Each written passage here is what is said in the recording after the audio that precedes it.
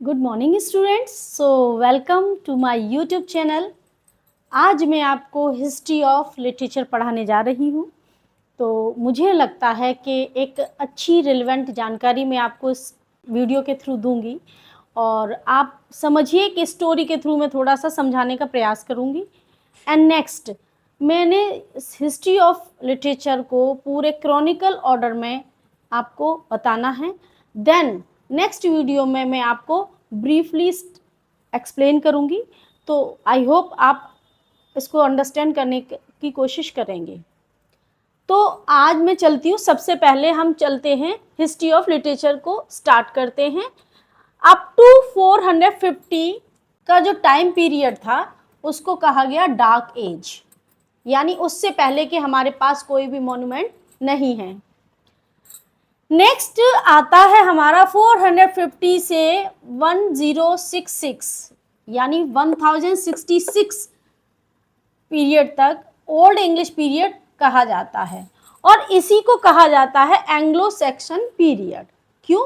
क्योंकि इस टाइम पर जो हमारा ब्रिटेन था, जो आज इंग्लैंड है, वो कभी ब्रिटेन हुआ करता था, ब्रिटेन के नाम से जाना जाता था। तो वहाँ पर रोमन उसको कॉन्कर किए हुए थे। तो रोमन से बचने के लिए ब्रिटेन को ये Anglo, Angles, Saxons and Jutes, ये 3 ट्राइब जर्मनी से आई और इन्होंने प्रोटेक्ट करने का वादा किया कि हम तुम्हें रोमन से प्रोटेक्ट करेंगे। ठीक, तो इस रिगार्डिंग वो यहाँ आई ब्रिटेन में। आकर उन्होंने पूरे ब्रिटेन पर एक तरीके से कब्जा कर लिया। तो इस पीरियड को ही कहा जाता है एंग्लो सैक्सन पीरियड। नेक्स्ट चलते हैं, हमारा 1066 से 1500 तक के पीरियड को कहा जाता है मिडिल इंग्लिश पीरियड। इसी को कहा जाता है एंग्लो नॉर्मन पीरियड। देखिए, first old English period, next middle English period. अब ओल्ड इंग्लिश में क्या था? एंग्लो सैक्सन आए हुए थे। एंड मिडिल इंग्लिश में क्या है? एंग्लो सैक्सन की जगह यहाँ नॉर्मन आए हुए हैं। यानी बाद में नॉर्मन ने, यानी जो नॉर्मंडी से जो विलियम आए थे, जिन्होंने कॉन्कर किया था, जिन्होंने अपने वॉर को कॉन्कर किया था, तो वो जब आए तो इस एज को कहा गया Anglo Norman period. Okay, next इसी में ये 1066 और से लेकर 1500 के पीरियड के बीच में ये जो हमारा चौसरियन एरा आता है, चौसरियन पीरियड, ये कब से कब तक का आता है? 1340 से 1400 तक। यानी 1400 में इनकी जॉफरी चौसर की डेथ हो जाती है।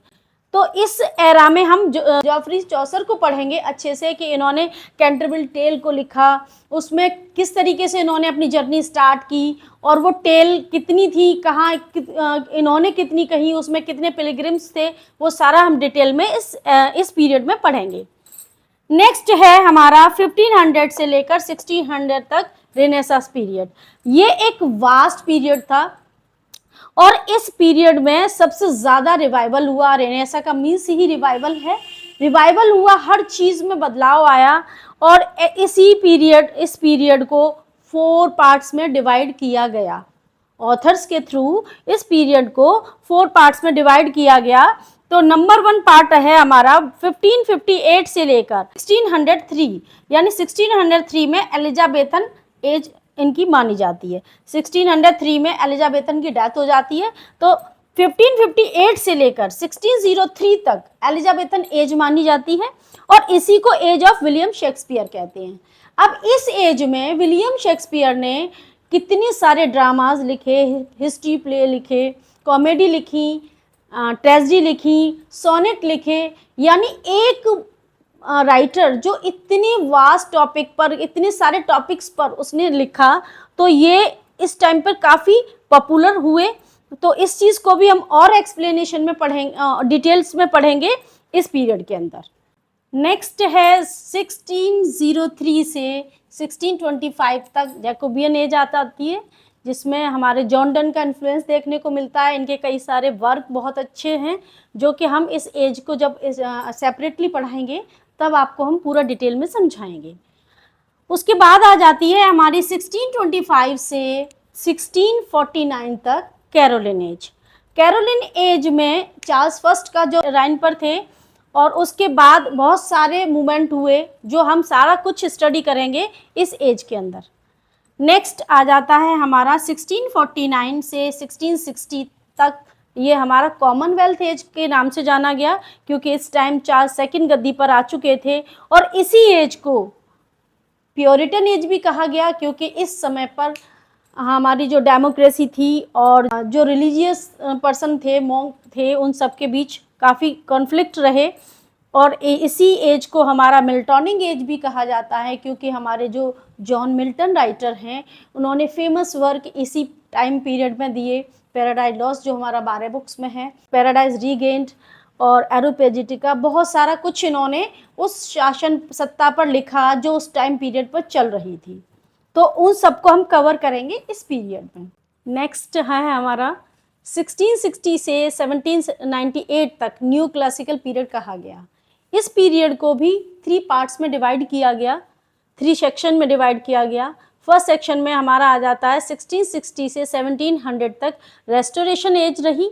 इसको एज ऑफ ड्राइडन भी कहते हैं क्योंकि ड्राइडन काफ़ी अच्छे एक क्रिटिक भी थे, इन्होंने बहुत अच्छे वर्क लिखे, जो इनका इन्फ्लुएंस इस एज पर दिखता है, तो इसलिए इनके एज नाम के हिसाब से भी इसको एज ऑफ ड्राइडन कहा जाता है। नेक्स्ट है हमारा 1700 से 1745 तक, इसको कहा गया है द ऑगस्टन एज। तो ऑगस्टन एज में बहुत सारे राइटर्स का इन्फ्लुएंस इसमें देखने को मिला। नेक्स्ट अगला आता है हमारा 1745 से 1798 तक, द एज ऑफ सेंसिबिलिटी कहा गया। इसी को the age of Doctor Johnson भी कहा गया क्योंकि इसके प्रोमिनेंट राइटर जो हैं Doctor Samuel Johnson and Thomas Gray, ये प्रोमिनेंट राइटर इस टाइम पर हुए थे। इनके बहुत फेमस वर्क हैं, वो भी हम इंडिविजुअल इस चैप्टर में पढ़ेंगे।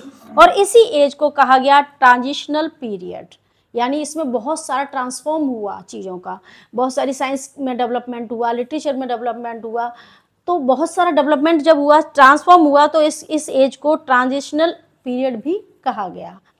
नेक्स्ट चलते हैं हम 1798 से 1837 तक हमारा रहा रोमांटिक पीरियड।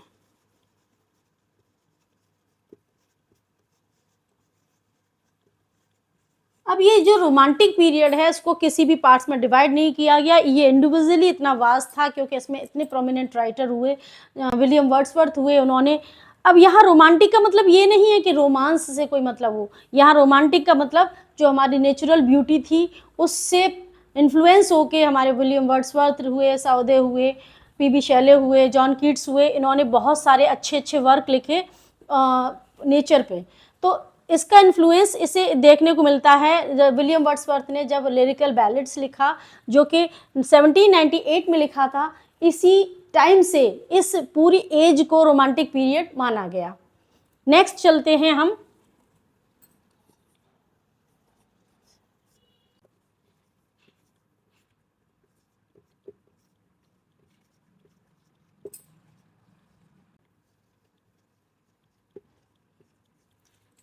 1837 से 1901 तक विक्टोरियन पीरियड कहा गया। इसमें क्वीन विक्टोरिया का जो राइन था, उस टाइम पर जो भी राइटर्स हुए, प्रोमिनेंट राइटर हुए, उनके जो वर्क हुए वो हम इसमें कवर करेंगे।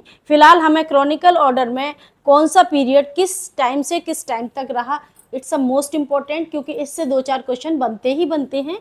नेक्स्ट आता है हमारा 1848 से 1860 तक प्री रैफेलाइट्स रहा। इसमें कई सारे राइटर्स का एक ग्रुप था जिसने राइटिंग वर्क में पार्टिसिपेट किया।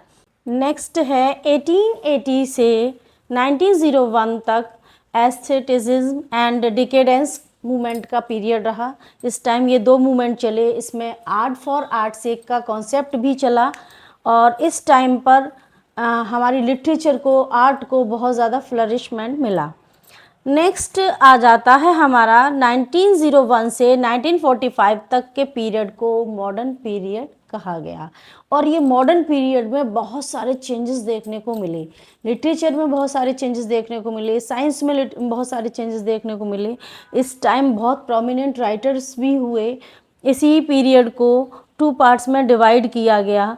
इस पीरियड में आपका G B. Shaw and W.B. Yeats, T.S. Eliot, बहुत सारे राइटर्स, प्रोमिनेंट राइटर रहे जिनके बहुत अच्छे अच्छे वर्क रहे।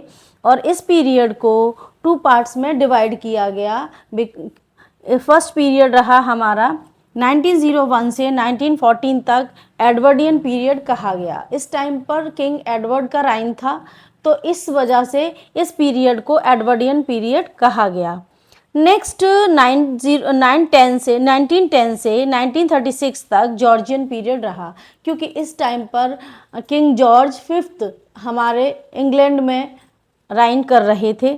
और इसी टाइम ड्यूरेशन पर वर्ल्ड वॉर फर्स्ट और वर्ल्ड वॉर सेकेंड का इन्फ्लुएंस देखने को मिला, जिससे इन्फ्लुएंस होकर राइटर ने बहुत सारे ऐसे प्रोमिनेंट वर्क लिखे, जिससे इन सारी चीज़ों का हमें पता चलता है कि उस टाइम पर क्या सिनेरियो रहा होगा। चलिए अब हम नेक्स्ट चैप्टर में इसको डिटेल से पढ़ेंगे, एक एक एज को हम कवर करेंगे। एंड आई होप आपको मेरी वीडियो अच्छी लगी हो, तो सब्सक्राइब कर दें, शेयर कर दें एंड लाइक कर दें।